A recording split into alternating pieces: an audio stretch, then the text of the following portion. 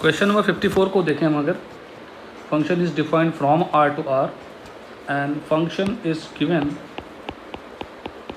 As x² + 2mx -1 when x less than or equal to 0 and mx -1 for x greater than 0। तो पहला part जो function का है वो है क्वाड्रेटिक विद x² का कोफिशिएंट पॉजिटिव। इसका मतलब वो अपवर्ड ओपनिंग पैराबोला होगा। तो अगर हम ग्राफ का सपोर्ट लेते हैं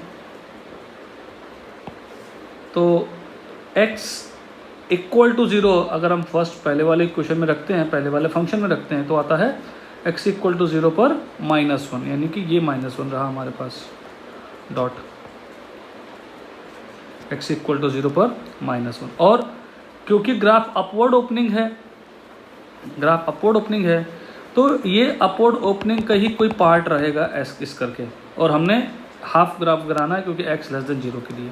तो एक तो ये ग्राफ का पोर्शन हो गया पॉसिबल। अभी हमको ये नहीं पता कि इसका वर्टेक्स कहाँ पर है। अगर हम वर्टेक्स की बात करें तो वर्टेक्स यानी कि जहाँ पर मिनिमा आता है वो आएगा -m, x = -m पर, ये ठीक है। दूसरा पार्ट है स्ट्रेट लाइन mx -1। इसको भी अगर हम x = 0 के आसपास रखते हैं तो ये 0 और -1, ठीक है। तो ये जो स्ट्रेट लाइन है ये y = -1 इंटरसेक्ट देकर अगर पॉजिटिव स्लोप होगा तो ऐसे होगी, और अगर निगेटिव स्लोप होगा तो यूँ आएगी।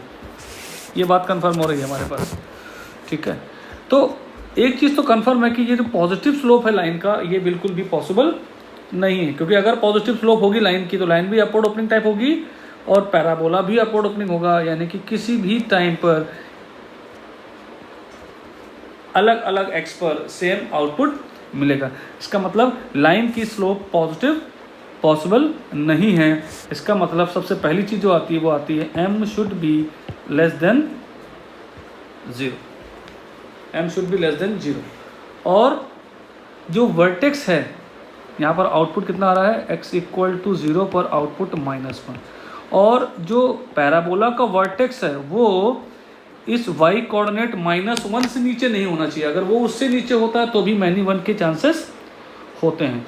इसका मतलब वो जो y कोऑर्डिनेट है पैराबोला का वर्टेक्स का वो -1 से बड़ा होना चाहिए। तो अगर हम वो भी अप्लाई करते हैं तो वहाँ से भी निकल कर आता है और फाइनल आंसर हमारे पास आएगा फिर m <0।